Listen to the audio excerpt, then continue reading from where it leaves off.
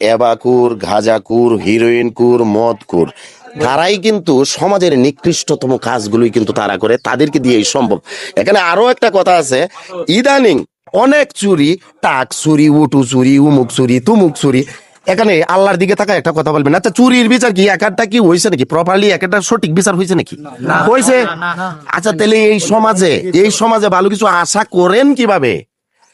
মসজিদে ভাই চুরি হইতে পারে বলেন? মসজিদে চুরি হইতে পারে ভাই?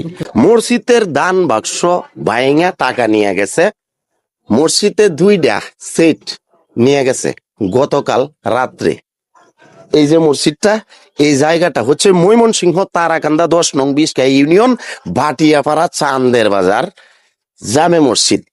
হ্যাঁ, তো ভাই এই দায় খার শুধু কি চুরের? আমি মনে করি না।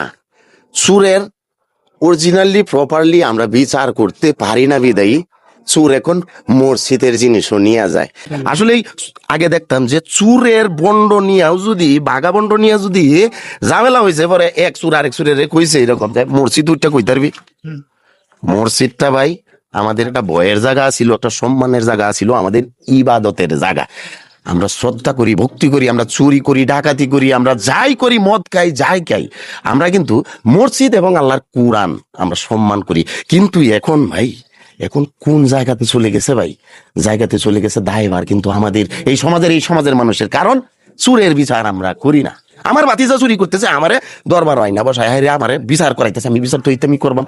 এই কারণে কিন্তু এগুলো হইতেছে। কারণ ভালো কাজে যখন আপনি এগিয়ে আসবেন তখন আপনি তো দোষী হবেন। এখন আসলে আমরা হয়ে গেছি কি, মানে এই ভালো কথাটা বলবো, আমি সত্য কথাটা বলবো, আমি দোষী হয়ে যাব না ভাই। দোষী দোষী আপনি যাই করবেন না কেন, আপনি দোষী হবেন ভাই। চুরের বিরুদ্ধে যখন কথা বলবেন তখন চুররা আপনাকে দোষী মনে করবে, যখন হক কথা বলবেন, হকপন্থী যারা আছে তাদের ভালোবাসা পাবেন।